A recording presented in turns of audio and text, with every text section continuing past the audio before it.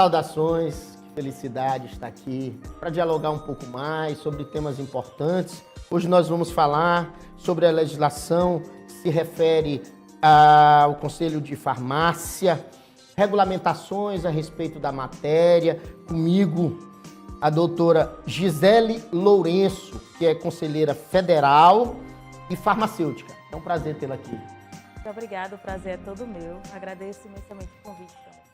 Doutora Gisele, o que nos instigou a dialogar foi exatamente essa regulamentação de hoje com relação à farmácia. O programa Saudações é um programa que tem uma essência no seu nascedouro, debates de natureza jurídica, né? Essa coisa da legislação, da estruturação do Estado. Então isso tem uma proximidade muito grande, essa temática tem uma proximidade muito grande com o nosso público, com o interesse do nosso público. Então eu queria que a senhora falasse um pouco para nós como é que se dá esse processo de regulamentação da farmácia, da atividade profissional da farmácia, efetivamente para o profissional e para o uso, né, dessa ciência para a sociedade. Fique, por favor, à vontade.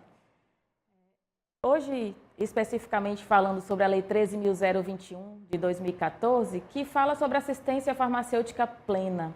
O que é que seria isso, né?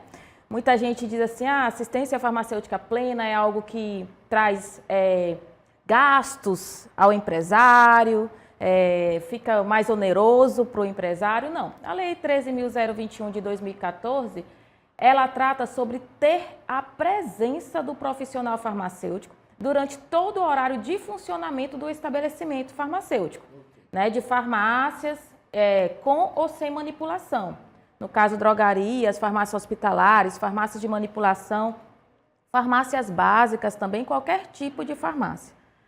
Bem, essa situação muitas vezes gera um pouco de dúvidas em relação àqueles que são empresários. A gente precisa entender o seguinte, se você informa ao Conselho, à Vigilância Sanitária, que seu estabelecimento funciona de 8 às 18, você tem que ter farmacêutico presente de 8 às 18. Se você informa que o seu estabelecimento funciona 24 horas, você tem que ter o farmacêutico presente no estabelecimento 24 horas. Ok. Deixa eu fazer uma pergunta difícil aqui com relação a isso. A primeira pergunta que faço, e a senhora como conselheira federal efetivamente conhece a realidade do Brasil, né? Sim. Porque aí o Conselho Federal lhe dá essa perspectiva. A gente tem profissionais de farmácia que consigam atender os empresários, ou seja, farmacêuticos, nesse caso você está falando, perdão, as farmácias, que consigam atender as farmácias pelo Brasil, e Maranhão especificamente, vamos tentar falar de Maranhão, temos? Existem algumas regiões do país que importam farmacêutico, né? A região Sim. sul, por exemplo, né, tem vários profissionais farmacêuticos que saem daqui, saem do Nordeste como um todo, do Norte, né, como um todo, e vai para a região sul. Existe isso? Existe. Mas no nosso estado nós já temos mais de 10 mil farmacêuticos. Claro que muitas vezes tem uma cidade ali em algum local que você vai ter que importar esse farmacêutico, digamos assim, né? Trazer esse farmacêutico daqui de São Luís, onde nós temos uma concentração muito grande. Da região sul ali, Imperatriz, também nós temos uma concentração grande de farmacêuticos. Os grandes centros, né? Os grandes centros possuem. Exatamente. E fazer com que esse farmacêutico ele possa se deslocar. Mas hoje nós temos sim um número suficiente de farmacêuticos para a implantação da assistência plena. Perfeito. É importante isso para a gente entender, então, essa realidade, porque às vezes o sujeito pretende empreender em um determinado local nessa atividade e aí ele pode ficar imaginando que não teria o profissional para atendimento nesse caso. Então, vamos lá. Vamos falar um pouquinho da regulamentação, você fala da lei, e qual é a importância dessa lei para a profissão do farmacêutico. Para a nossa profissão especificamente, é uma lei extremamente importante porque gera empregabilidade. Ok. Né? Então, nós temos aí empregabilidade para o colega farmacêutico. Né? De uma forma geral, a gente tem ampliação desse mercado, obviamente. E qualifica também, né? Porque os profissionais qualificados lá no atendimento... Com certeza. Qualificação. O profissional farmacêutico hoje tem que estudar 5 anos.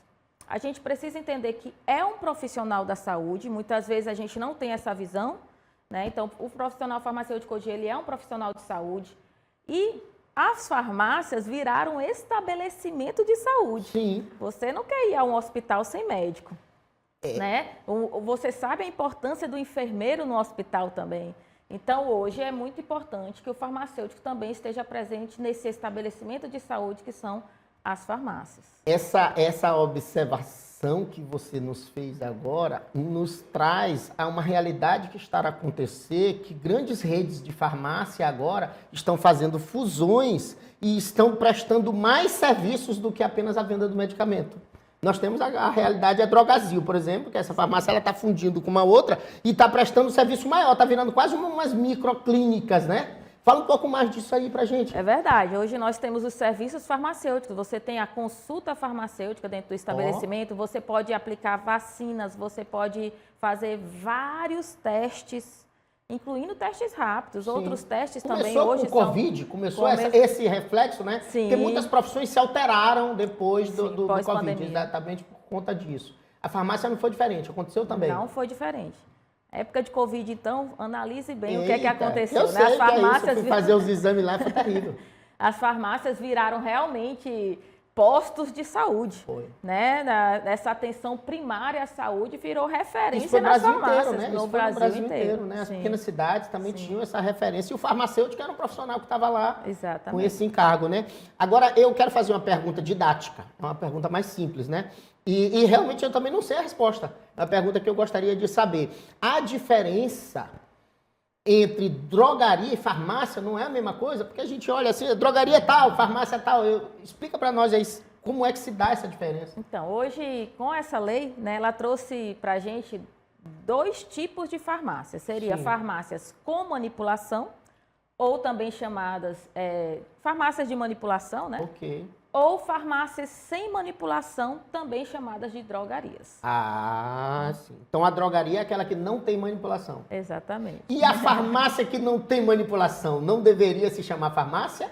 Essa é a indagação. Então, na verdade, pode ser chamado ou farmácia ou drogaria. Ficaram os 2 conceitos. Ficaram os 2. Assim. Mas se eu tiver uma farmácia que não tem manipulação, eu tenho que chamá-la de drogaria? Não, tá tudo certo. No interior tem aquela coisa, né? Às vezes... Pode chamar farmácia ou pode chamar drogaria. Não tem problema. Não tem problema. Então tá. A distinção é a manipulação. Então aquela que manipula Exato. Não pode ser chamada de drogaria. Não. Entendi. Exatamente. Então vamos lá. Fale para nós da função do Conselho Regional de Farmácia, ou do Conselho como todo, né? Do Conselho de Farmácia. A gente tem o AAB, por exemplo, para nós, para o mundo jurídico, a gente tem o AAB, então tem a Ordem dos Advogados do Brasil. A Ordem dos Advogados do Brasil, ele é um pouco diferente dos conselhos regionais, um pouquinho, possui algumas distinções institucionais, estruturais. Mas aí a gente tem outros conselhos, a gente tem o Conselho de Farmácia, a gente tem o Conselho de Medicina, por exemplo, né? E assim outros. Fale para nós, então, como se dá estruturalmente, como é que funciona e qual é a finalidade do Conselho de Farmácia. Por que eu estou fazendo essa pergunta? Porque nós, por exemplo, na OAB, no último programa eu fiz isso aqui, que foi dizer que a Ordem dos Advogados do Brasil não sabia a sua função. E é verdade, porque às vezes a gente está diante de uma realidade em que aquele órgão não sabe para que serve, entendeu? E a OAB tem uma função institucional, constitucional, é completamente diferente. Então explica para nós qual é a função. Porque o farmacêutico que está lá na cidade do interior, às vezes ele quer saber por que, então, que eu terei que pagar anualmente por que pagar anuidade, o conselho, né? E qual é a vantagem? E aí eu nem digo na vantagem econômica, porque quando a gente pensa em vantagem, nesse sentido de conselho, a gente sempre pensa que vai receber alguma coisa em troca, economicamente. Às vezes não é uma vantagem econômica. Então explica para nós sobre isso. O primeiro ponto que a gente precisa entender é que os conselhos, né, eles protegem a sociedade. Né? Eu acho que esse é o primeiro grande objetivo dos nossos conselhos. Então, a Lei 13.021 de 2014, ela veio também trazer essa proteção à sociedade, onde o paciente, o cliente vai poder chegar até um estabelecimento e encontrar um profissional da saúde que estudou, competente para atendê-lo. Né? Então, o Conselho, nessa proteção da sociedade, ele faz fiscalizações do exercício profissional farmacêutico. Ok. Então, essas fiscalizações, de uma forma geral, elas servem basicamente para a proteção da sociedade. Então, aquele profissional, por exemplo, que é um profissional que não cumpre as regras da profissão, é um profissional que pode responder processo ético, né, perante o conselho. O conselho ele fiscaliza os seus estabelecimentos para verificar se realmente o profissional farmacêutico está ali cumprindo o seu dever quanto profissional da saúde. Então, tudo isso é visto aí também pelo conselho. Isso são, digamos, os objetivos macros, né? As funções macro, mas tem outras funções, tem a proteção da nossa própria profissão. Sim. Então, é muito importante a gente entender, principalmente nesse mercado que anda crescendo cada vez mais, profissões andam surgindo, né? Existe muito aquela questão daquilo que é privativo seu, daquilo que não é. A gente vê isso muito na medicina, né? A medicina protegendo as áreas dele de atuação e tudo mais. Com a farmácia não é diferente, né? Nós temos áreas que são privativas de farmacêutico, apenas o farmacêutico pode estar presente. Temos áreas que são divididas com outras profissões e a gente precisa proteger de uma forma geral todas essas áreas de atuação para que o profissional farmacêutico tenha aí essa possibilidade, né, de no mercado de trabalho de poder desenvolver o seu papel. Vamos lá, deixa eu te provocar aqui um pouquinho. Tu falaste de uma função social, perfeito, a gente entendeu sobre a função social, protegendo a sociedade efetivamente com relação à prestação do serviço farmacêutico. Tu falaste de uma segunda função, que é a função da fiscalização da atividade profissional e, de uma maneira direta, tu acaba protegendo os profissionais, porque tu vai atingindo aí, a gente faz muito isso na Ordem dos Advogados do Brasil, que é com relação à fiscalização da atividade profissional, principalmente pessoas que se passam por profissionais do direito, que não são, isso deve acontecer muito na área da farmácia. E o terceiro viés, que é a proteção do farmacêutico. Então, enquanto defender os seus direitos, aí, assim como uma associação, entendeu? Então, aí eu te pergunto, precisaria o farmacêutico estar vinculado a uma associação que proteja os seus direitos pessoais ou o conselho vai também exercer essa tripla função? Veja que dificuldade é um conselho que consiga... E a gente vê isso, e essa realidade a gente vê na Ordem dos Advogados do Brasil. A ineficácia da ordem, exatamente por conta disso. Porque a dificuldade de entender quais são as suas funções. Fala para mim, então, dessa terceira função, que aí na tua explicação tu não nos disse sobre ela. Fala para nós. Vou falar com muita transparência para você, tá? A gente precisa entender que, sim, nós temos várias entidades que, com a forma geral, protegem o trabalhador. Por exemplo, os sindicatos, né? Sim. As associações, as sociedades que analisam, estudam e protegem uma determinada área específica. É sobre isso. É sobre isso. Nós temos os conselhos, nós temos a Ordem de Advogados, que vocês são, na minha opinião, muito privilegiados, porque a Ordem tem um poder muito maior do que nós conselhos. Tem. Né? É uma abertura constitucional, é diferente. É diferente. Mas, de uma forma geral, a gente precisa entender que aí vai depender muito do profissional, sabe? Sim. É muito difícil o profissional entender as competências e a importância de cada órgão. Vou dar um exemplo. O conselho hoje, né, assim como a ordem, nós somos obrigados a pagar uma anuidade. Sim. Nós temos lei para isso. Exato. Né, onde é obrigado, por lei, pagarmos a anuidade. E isso é muito útil financeiramente para que os órgãos tenham condições de desenvolver suas atividades. Hoje em dia, um sindicato. O sindicato, ele vive aí, sou também representante da FENAFAR, nós estávamos com o nosso sindicato parado durante muito tempo, né? Aí em 2022, começamos um movimento para tentar reabrir no final do ano, entrou uma outra diretoria agora em 2023, né? Mas é uma situação que é extremamente desgastante para quem tem a coragem, a ousadia de desenvolver essas atividades. Por quê?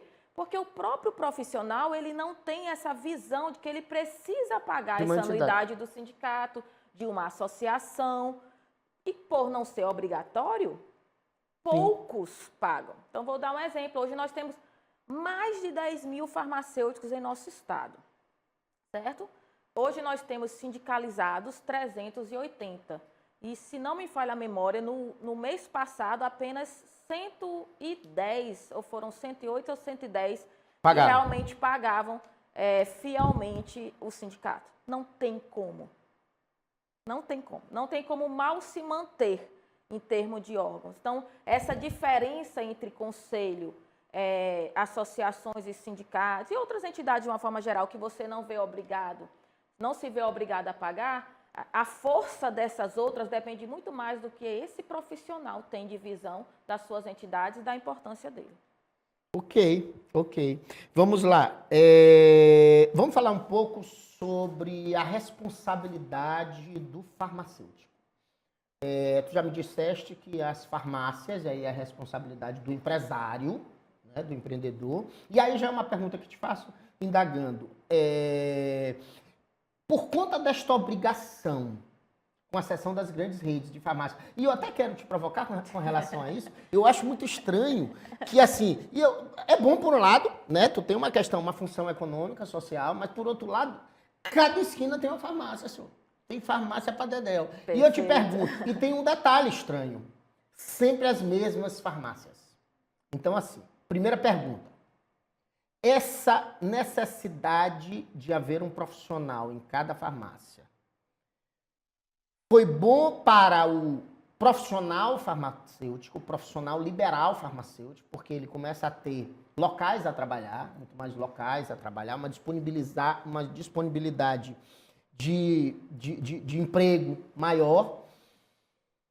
E, por outro lado, acabou com o profissional da farmácia, aquele seu João que tinha uma farmácia na rua tal, no bairro tal, e as grandes redes que já tem uma estrutura muito grande, que podem pagar esses profissionais, tomaram o mercado, porque assim, foi a realidade que se viu. A realidade se viu, por exemplo, as grandes avenidas, aí eu vou falar da nossa capital, de São Luís, não possuem pequenas farmácias. Farmácias que não têm nome, são sempre as mesmas farmácias. Aí tu vai para os bairros, dentro dos bairros, tu até encontra uma colar. Mas eles também, as grandes, já tomaram de conta dos bairros. Já estão tomando de conta. Então, fala comigo sobre esse ponto de vista, esse viés. Tem um lado positivo do profissional, não teve um lado negativo. Porque antigamente, e aí eu quero fazer essa reflexão, e eu posso estar errado também com a minha pergunta, quero até que você me corrija se for o caso. Normalmente, os empresários, donos da farmácia, eram farmacêuticos. E agora não é mais essa realidade? Fala para nós sobre isso. Então, difícil essa pergunta. São vários pontos importantes. Não, mas interessante e importante a gente dialogar sobre isso, sim. O primeiro ponto. A gente acabou de conversar sobre essa questão dos serviços farmacêuticos que estão se ampliando. Okay. Não é verdade? Por incrível que pareça, esses serviços eles começaram nas pequenas. Era aquela pequena farmácia que você ia lá, feria pressão, ele aplicava injetável, ele fazia isso, ele fazia aquilo com você e tudo mais. Tinha aquele cuidado, aquela atenção, né? Aquele profissional ali que realmente escutava você, atendia você. Então, isso começou nas pequenas. Ok. As redes descobriram que isso também daria uma lucratividade para eles e aí inseriram isso também nas suas farmácias agora. Consequentemente, isso tem se ampliado cada vez mais. Eu vejo, de uma forma geral, que a gente precisa entender que é o mercado econômico, certo? Não é pela farmácia. Veja que os supermercados também estão acontecendo isso. E aconteceu primeiro. Aconteceu primeiro. Esse fenômeno do supermercado foi anterior ainda. Inclusive, nós temos uma situação que os supermercados hoje, eu não sei se você... É um projeto de lei... Está acontecendo com os escritórios de advocacia. Grandes escritórios tomando, principalmente depois do PJE, tomando o Brasil. Pronto. Então, é uma questão econômica, infelizmente, né? Porém, a gente, como questões econômicas, a gente precisa, obviamente, o empresário, o empreendedor, ele precisa aí tentar... se virar. Estratégias para que ele possa se desenvolver ou então pegar uma parte desse mercado. E aí você tem razão, as farmácias grandes, empresas, elas pegaram as grandes avenidas, pegaram alguns bairros, desde que esse bairro, após um estudo fiel, ele verificou que ali tinha condições financeiras, outros bairros eles não têm interesse. Não tem interesse. Aí os pequenos se mantêm lá. Vai ter que ficar aí nesses bairros menores ou, porque isso não significa que os pequenos também não possam competir com os grandes, entenda. Um serviço de qualidade, bem feito, com uma visão empresarial boa, consegue sim. Existem farmácias hoje que são farmácias individuais que estão ali ao lado ou na mesma avenida. Tem uma ali no Vinhais, por exemplo, perto ali do cemitério do Vinhais, né? Que tenha lá a grande rede lá, mas ela está lá há milhões de Sim, anos sim, e sim, tem sim. a sua clientela, tem a sua forma de trabalhar. Então, assim, isso aí vai depender muito. Porém, realmente dificulta. Aquele colega ou aquele profissional, aquele dono, né, do estabelecimento que não esteja adaptado a esse novo cenário, fica mais difícil. E aí eu vou te dizer uma coisa que me preocupa bastante. Ok. Aí na educação, trazendo um pouco para a educação. A educação, não sei dos advogados, mas do farmacêutico, ele precisaria ensinar mais, as nossas escolas, nossa faculdade precisaria ensinar mais ao nosso profissional a montar, né, a ser empreendedor. Sim. Também não tem Não tem, né? não. Então, isso dificulta muito. Por exemplo, quantos colegas trabalham uma vida numa rede, são muito bons tecnicamente falando, né? Na rede vende bem, se destacam, tudo mais. Na hora que sai para montar a sua... Sai, monta a sua, passa um ano e meio e não consegue sobreviver, né? Então, não basta só ser excelente tecnicamente falando, a gente precisa também ter esse outro viés educacional que, infelizmente, a nossa graduação não nos fornece. Não dá. Mas essa coisa de empreender mesmo é a coisa do sangue no olho. Tu tem que correr risco. Eu vou te fazer uma pergunta também difícil. Essa pergunta eu acho... A gente até conversou ainda há pouco, antes de entrarmos no programa, sobre essa questão da medicina. Então eu vou fazer uma reflexão aí, só se tu ficares à vontade para responder essa pergunta, porque é mais uma previsão de futuro, assim, é mais uma teoria futurística. Pô, será que isso vai ser assim? Levando em consideração do que aconteceu, por exemplo, no curso do direito, que as pessoas aqui no direito sabem. Hoje nós somos mais de 1,5 milhão de profissionais no Brasil, então nós temos assim uma quantidade muito grande de profissionais do direito. Então, assim, a profissão do direito, ela passa a ser, de uma certa forma, muito concorrida e com pouca rentabilidade para o profissional. O cara se forma em direito, a gente mais vê aí, são profissionais do direito que querem sair da área, que vão ser Uber, que vão atingir outras atividades para tentarem se manter na profissão ou, às vezes, sobreviver. Então, essa é uma dificuldade muito grande. A gente tem visto isso acontecer no direito, por exemplo. E a previsão que há, levando em consideração estatísticas da quantidade de universidades de medicina, não estou falando de farmácia, eu não tenho os números para farmácia, eu quero só que tu pense comigo, de medicina, é que nós estamos falando que nós temos 500 milhões de médicos no Brasil, mais ou menos, e a previsão é que em 7 anos teremos 1,5 milhão de médicos. Então, no Brasil hoje, já há mais médico do que... Na verdade, no Brasil só tem um país do mundo que tem mais médicos do que o Brasil, que é a Índia. Mas a Índia tem uma população de 2 bilhões de pessoas. Olha que loucura. Então, o Brasil é o segundo país que tem mais médico no planeta, em quantidade. Em quantidade. Claro que, proporcionalmente, a gente ainda tem alguns grandes centros, cidades europeias, alguns países da Europa, que possuem um pouquinho mais de médicos proporcionais por habitantes. Só que a expectativa é que, em 7 anos, tenha mais médico no Brasil do que na Índia. Então, a soma que eles querem fazer, que eles estão fazendo, é que daqui a 10, 12 anos, vai haver mais médico do Brasil do que no mundo inteiro. Então, veja que loucura. Nós estamos falando de um número. Então, vai acontecer naturalmente, nós vamos ver médico dirigindo Uber. Vai acontecer isso, assim, se ainda houver Uber. Que aí a tecnologia vai evoluindo, mas a gente vai ter... Mudou o cenário. E aí... Onde que eu quero falar da farmácia? Eu quero falar da farmácia o seguinte, a farmácia cresceu muito, principalmente no interior, quando não tinham médicos. E aí o cara ia no farmacêutico, porque era o cara que orientava a gente, né? E na doença e na dor, na necessidade, alguém que te dá uma orientação fundamentada, porra, é o cara que a gente tem muita estima. Então o farmacêutico sempre foi, em todas as cidades, uma pessoa importante. Sempre foi uma pessoa importante. Claro que a relevância... vai se distanciando na medida que tu tem mais médicos, tu tem redes maiores e etc. Então, esse cenário, eu entendo que, mesmo que de uma forma indireta, mas atinge o farmacêutico, essa quantidade muito grande de médicos no país. Pensa um pouco, e aí como conselheira federal, é este olhar daquele que protege a profissão, né? Pensa um pouco sobre essa realidade e me corrige se naturalmente tu tiver um entendimento divergente ou dados e pesquisas de outra forma. Fica à vontade. Eu acho que de uma forma... Difícil, mas vai acontecer. Tá? Então, assim, o que é que a gente precisa entender? E aí a gente precisa analisar que isso é para todas as profissões. Ok, é verdade. Esse mercado vai mudar. É. A inteligência artificial está aí. Muita coisa vai acontecer. Será que nós teremos farmácias no futuro também? Que tipo de farmácias que nós teremos no futuro? Ok. Né? Será que nós não teremos lá aquela maquinazinha de refrigerante que você só escolhe lá? Então, assim, tudo isso... Até para manipular, né? De repente. Até robôs para manipular. manipular, né? É Enfim, eu acho que de uma forma... A própria indústria farmacêutica hoje está acontecendo isso. Se você for visitar uma indústria farmacêutica, você vê lá pessoas no início do processo, o resto tudo é máquina, é robôs e tudo mais, e no final do processo está lá a pessoa de novo para fazer o controle de qualidade e tudo mais. Então, isso tem mudado. E vai mudar. E vai mudar para todo mundo.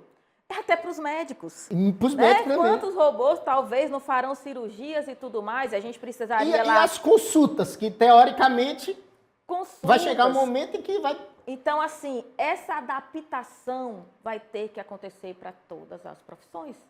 Não adianta. É uma adaptação que vai acontecer no mundo, né? E estará lá mais bem preparado quem tiver. E aí eu conselhos fortes, pessoas, OAB também, pessoas nesses locais que realmente sejam pessoas visionárias. Sim. Não adianta, nesse momento agora, querer ser muito tradicional, porque o mercado vai mudar e vai mudar muito rápido. Vai. Né? E, enfim, aquele que tiver melhor adaptado é o que vai sair na frente. Gisele Lourenço.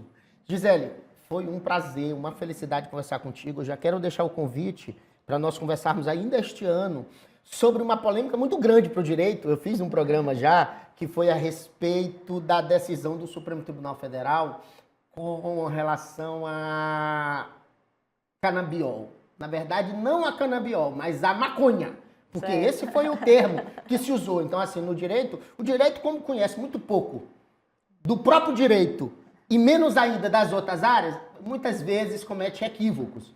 Mas a gente tem um debate muito grande com relação a isso. Nós fizemos uma discussão já aqui no programa Saudações.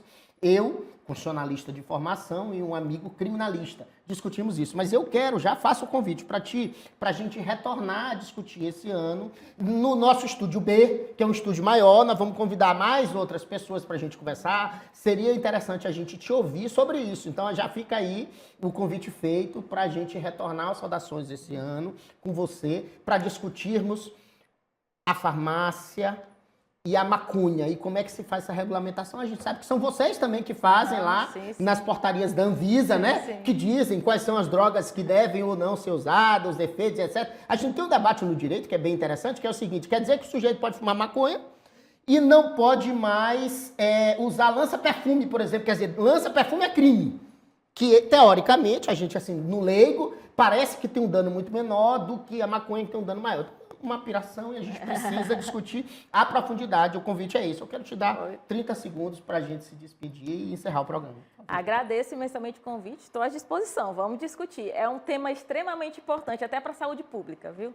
Se despede, manda beijinho para a turma aí. Queria agradecer imensamente mais uma vez o convite. Fica à disposição, né? Deixar meu Instagram. É Profa Gisele, é PROFAGIZE, 2 L's e um I. Qualquer coisa que precisarem ou alguma dúvida, estou à disposição. Muito obrigada, viu? Eu que agradeço. Gisele Lourenço, que felicidade conversar com você. Foi uma satisfação estar com você mais um sábado, dialogar sobre temas importantes e pedir a proteção do grande arquiteto do universo. Tchau. Estamos ali, ó. Agora estamos ali.